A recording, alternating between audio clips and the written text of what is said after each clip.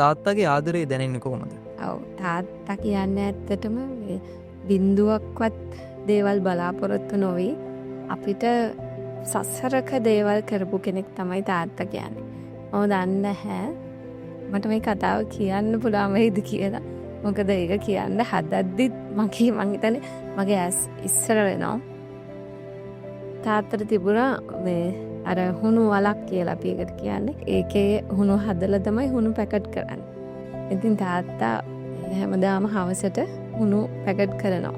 එතෙන්ට ලාම්පුවක් පත්තු කරගෙන ඒකෙන් ඉටිකොලේ පුච්චලා තාත්තා ඉතික් කරනකම් මං එතන පැදුරක් දාලා බිම නිදාගෙන ඉන්නවා.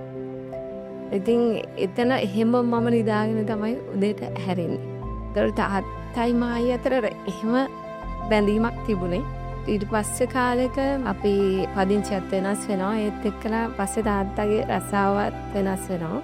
ඒ කරලා තාත්තර මේ ලොතරයි විකුණනවා.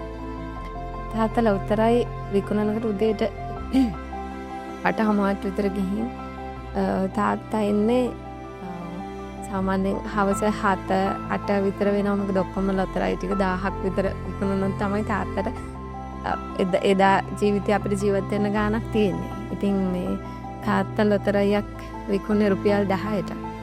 ඒකෙන් තාත්තට තිබුණ එක රුපියලයි. සමහරක් දවසට අවුවේ බයිසිකලේ පැදගෙන ඩාඩිය පෙරාගෙන ගිහින් ගෙදර එන්නේ. තව සමහර දවසට වැස්ස.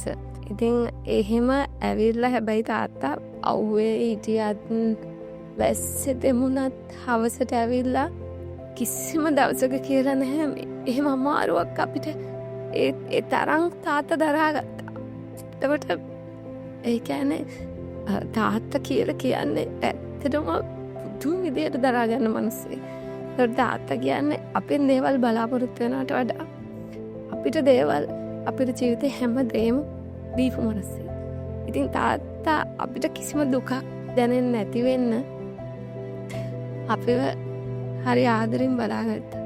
ඉතින් තාත්තට ඕනි කරන්නේ නැත්නම් අපිව මම හිතන්නේ රාජෙක් කරන්න මාව තාත්තා රාජෙක් කරා වගේම මං තාත්තව රාජෙක් වගේ හරි ලස්සනට බලා ගන්නවා.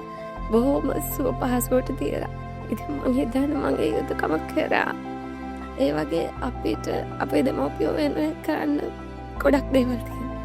ඉතින් ඒක කරන්න පුළුවන් නම් ඒක මාර සතුටක්. මම මේක කියන්න ඕනේ ඇත්තටම හැම දරුවෙක්ම එහෙම කියනවා නම් ගොඩක් හොඳයි. ඒක කියන්න අමාරුයි හැබැයි මං කියන්නේ ඔබට කියන්න ඕනේ.